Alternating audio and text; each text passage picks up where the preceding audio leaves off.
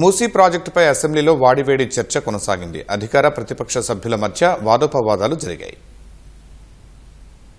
3279 ఎకరాలు స్వాధీనం చేసుకుంటున్నామని చెప్పారు.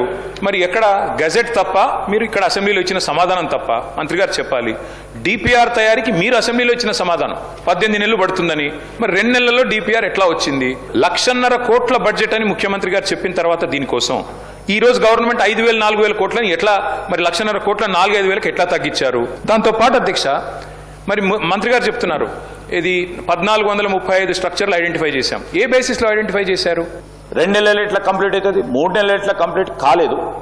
ఈరోజు డిపిఆర్ సంబంధించిన అంశం విషయంలో మెయిన్హార్ట్ అనే సంస్థకు we have on boarded in December 2024. They have given a DPR February 2026లో వారు సబ్మిట్ చేయడం జరిగింది. First phase. మీరు కూడా అదే 50 మీటర్ల బఫర్ జోన్కు సంబంధించి 2016లో ఇచ్చిన జీవో, ఆ జీవోనే మేము ముందుకు సాగిస్తా ఉన్నాం. మేమేం కొత్త జీవో తీసుకురాలేదు. దాంట్లో డిపిఆర్ ఫేజ్ 1కి వచ్చింది అన్నారు. నిన్నగాక మొన్న నరసింహారెడ్డి గారు ఈ ప్రాజెక్ట్ ఎండి సార్ తాజ్ కృష్ణాలో ప్రజెంటేషన్ ఇచ్చారు. ఎండి గారు డిపిఆర్ లేదు అని మొన్న చెప్పారు March 13 నాడు. ఇప్పుడు మంత్రి గారు డిపిఆర్ ఉందంటున్నారు. నెంబర్ 1 5 స్టార్ హోటళ్ల ప్రజెంటేషన్ లో మూసీ తీరంలో పెట్టాలని మేము అనుకున్నాం సార్. ప్రజలతో పెట్టాలి, బాధితులతో పెట్టాలి.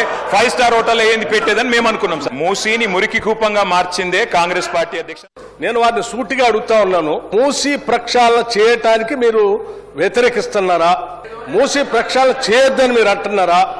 లేకపోతే మూసీ పరివాహ ప్రాంతంలో నివాసం ఉంటున్నటువంటి పేదవాళ్ళు అత్యంత దయానీయమైనటువంటి పరిస్థితుల్లో ఉన్నారు అధ్యక్ష. అక్కడ అనేక రకాలైనటువంటి జబ్బులతో బాధపడుతున్నటువంటి వాళ్ళ జీవన స్థితిగతులు మార్చాలని రాష్ట్ర ప్రభుత్వం ఒక బాధ్యతతో, ఒక సామాజిక బాధ్యత ఈ నిర్ణయం తీసుకొని ముందుకు పోతా ఉంది. వద్దంటారా? చెప్పండి.